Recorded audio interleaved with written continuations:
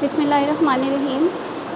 Dear students of grade 5th, today we are going to start unit number 6, which is a unitary method. Okay. सबसे पहले तो हम यहाँ पे unitary method की डेफिनेशन को देख लेते हैं कि हम यहाँ पे जो मेथड यूज़ करें, जो इसका नेम है यूनिटरी, ये हमारे पास वर्ड कहाँ से आया और इसका मीनिंग हमारे पास क्या है. Basically the word unitary is taken from the word unit. ठीक है, नाम से हमें यहाँ से इसका जो है वो पता चल रहा है कि यूनिटरी एक ऐसा वर्ड है जो कि वर्ड यूनिट से निकला है, उससे बना है, which means one and unit means one.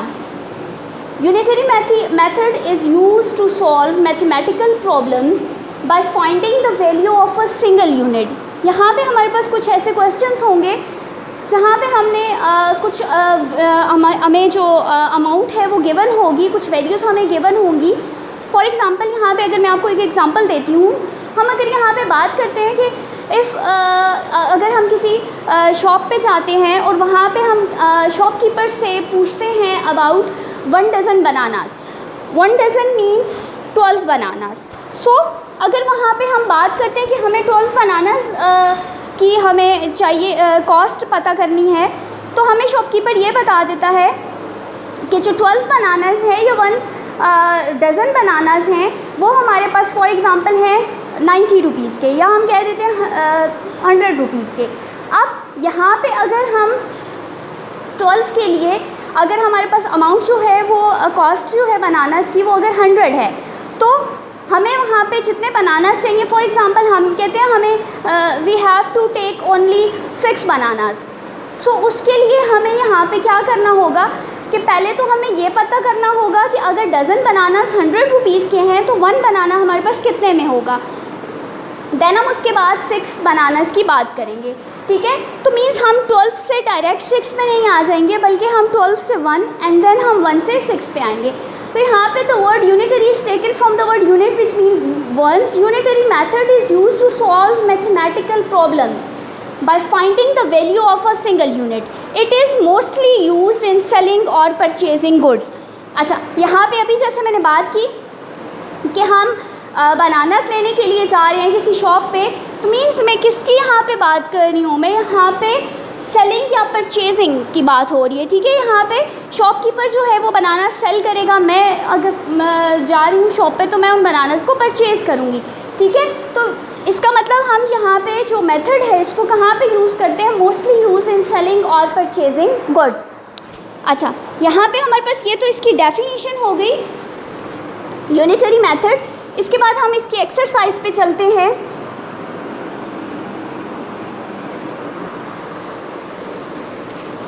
Exercise 6A.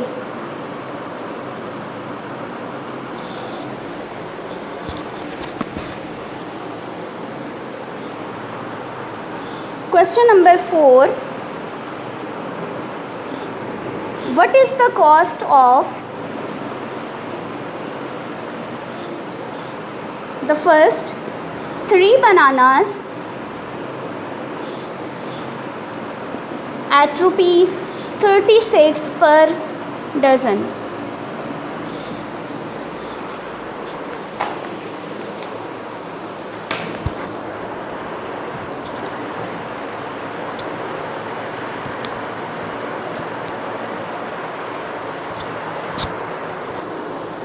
What is the cost of 3 bananas at rupees 36 per dozen?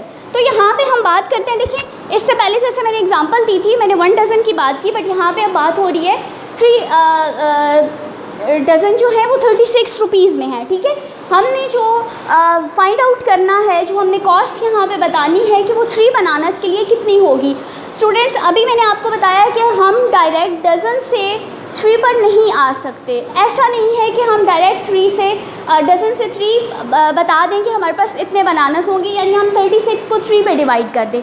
ऐसा नहीं होगा, बल्कि हम सबसे पहले डज़न से 1 बनाना पे जाएंगे एंड देन हम उसके बाद 3 बनानास पे आएंगे. अच्छा, इसके लिए सबसे पहले हमारे पास होती है डिवीजन. यूनिटरी मेथड में कीप इट माइंड कि हमारे पास सबसे पहला जो स्टेप होता है वो हम वहाँ पे डिवीजन करते हैं. डिवीजन के बाद नेक्स्ट हम जो ऑपरेशन करते हैं वो हमारे पास होता है मल्टीप्लिकेशन. अगर हमें मोर देन 1 आइटम के लिए कॉस्ट फाइंड आउट करनी है तो फिर उसके लिए हम मल्टीप्लिकेशन करेंगे। फर्स्ट ऑफ ऑल इसके सॉल्यूशन से अगर हम स्टार्ट लें, what is the cost of 3 bananas at rupees 36 per dozen. देखें, सबसे पहले हम कह देंगे cost of dozen bananas is equal to rupees 36।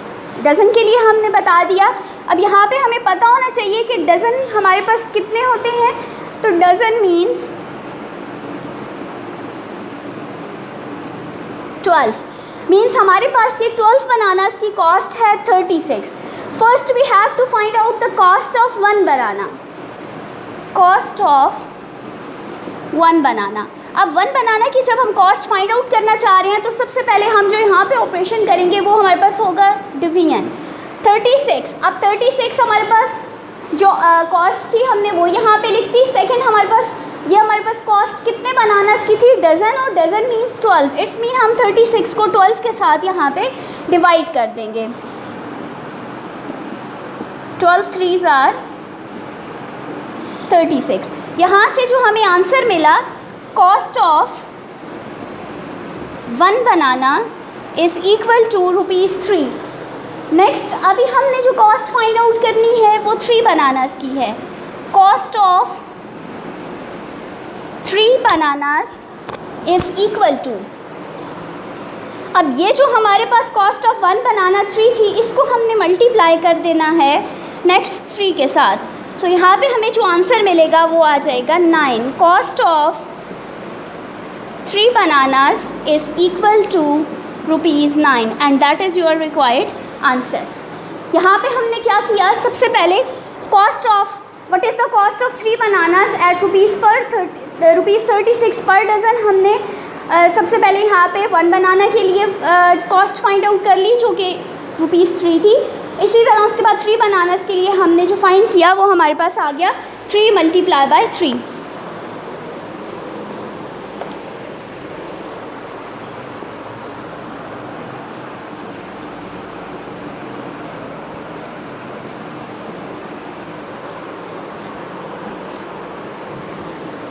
Next part B, 9 t-shirts at rupees 220 for 2.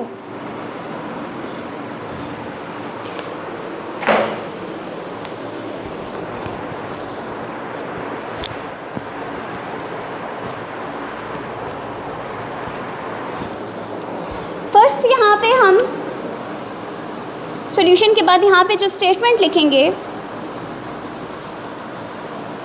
Cost of, अब देखिए यहाँ पे हमने what is the cost of 9 T-shirts, 9 T-shirts की हमने कॉस्ट फाइंड आउट करनी है। इफ़ हमारे पास जो 2 टी-शर्ट्स हैं, अगर वो 20 रुपीज़ की हों, ठीक है,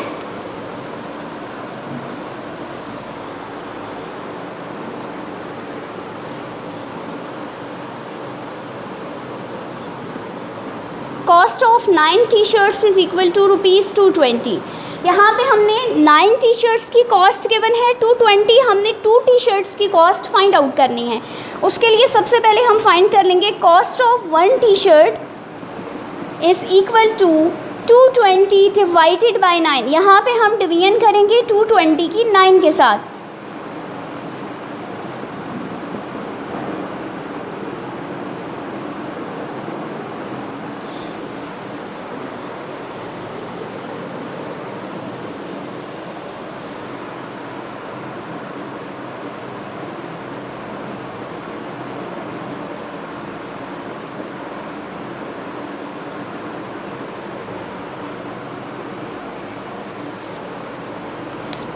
सो यहाँ पे हमने देखा जो हमारे पास कॉस्ट आई वो है 24.4।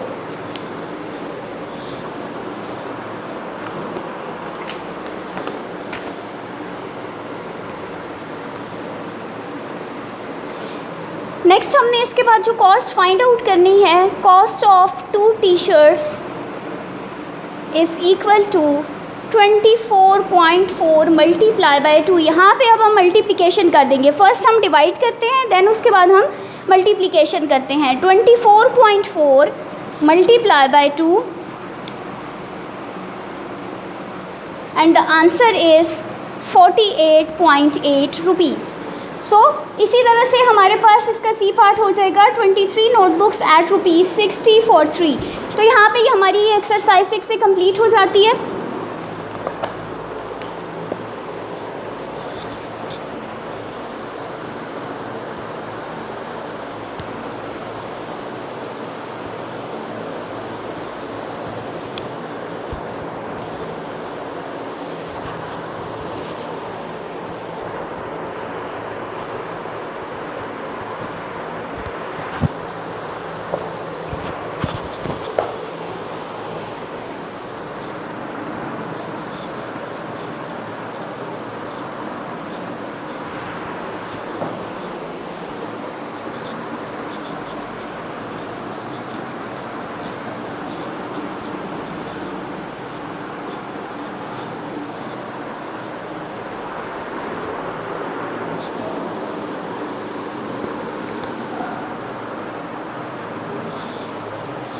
Page number 117, word problems.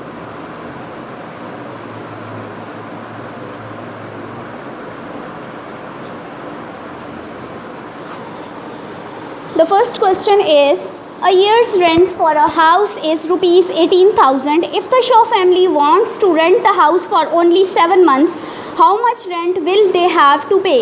अब यहाँ पे जो हमें word problem given है, सबसे पहले हम यहाँ पे देखते हैं कि हमारे पास जो पूरे साल के हमारे पास हाउस रेंट है that is 18,000 rupees. If the Shaw family wants to rent the house for only 7 months, अगर यहाँ पे हम ये कह दें कि शॉ फैमिली जो है वो सिर्फ 7 मंथ्स का रेंट पे करना चाह रही है, तो हमने ये बताना है कि 7 मंथ्स के लिए उन्हें वहाँ पे कितना रेंट पे करना पड़ेगा। सो सबसे पहले हम यहाँ पे देख लेंगे कि हम जब पूरे साल की बात करते हैं इट्स मीन इसमें हमारे पास 12 मंथ्स आ जाते हैं। यानी सबसे पहले हम यहाँ पे इसका जो सोल्यूशन लिखेंगे,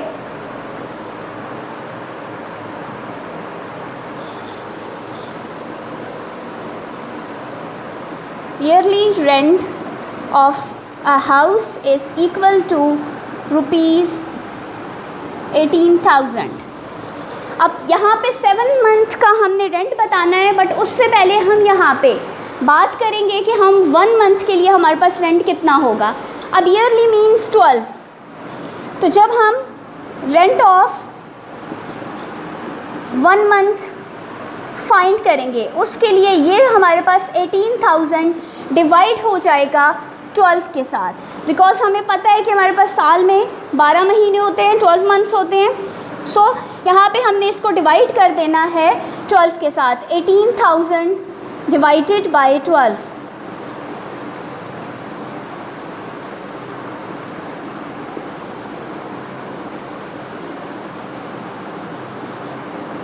आंसर यहाँ पे हमें जो मिला that is 1500।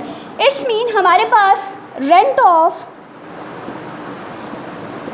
1 month is equal to ₹1500, यानी पर हमारे पास मंथ जो रेंट बनता है वो 1500 है।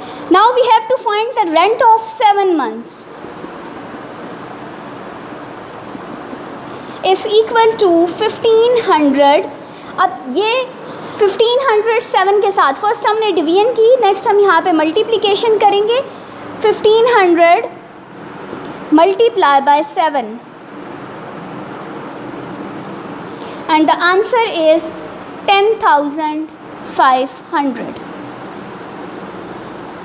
मीन्स यहाँ पे rent of 7 months is equal to 10,500।